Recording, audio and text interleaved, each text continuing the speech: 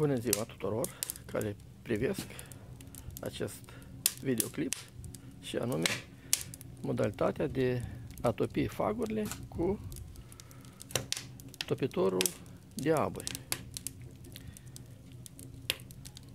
Uite că am ajuns la finalul de topire și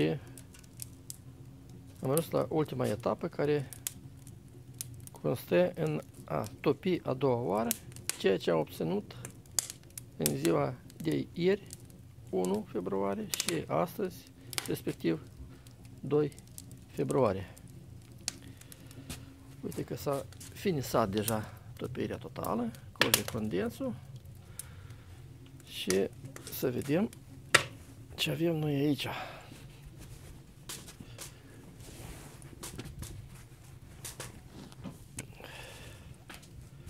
Așa, călduț. Așa. Așa. Aburii dau busna. Așa. Vai. Așa. Tac. Încă nu s-a topit toate. Aburi puternic. Încă nu. Încă nu este gata. E greu de urmărit. Încă nu este gata.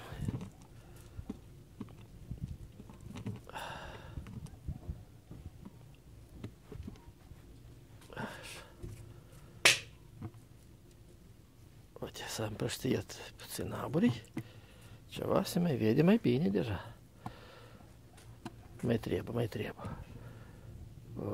Acesta este topit deja, dar nu tot. Mai este ceva? Mai este. Bănuiesc că vrea să se reverse.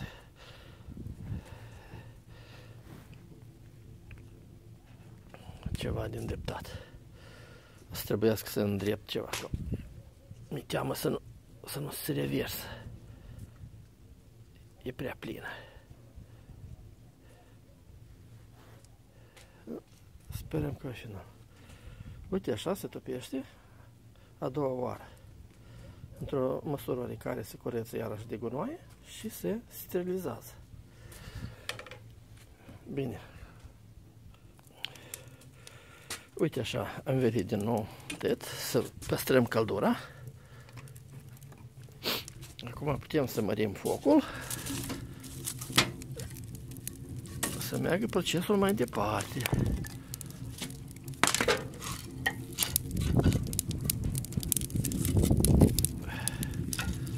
Ăsta îmi pare cel mai rapid mod de topire, mi se pare mie, cu această plită, cuptor, cum se numește în rusă,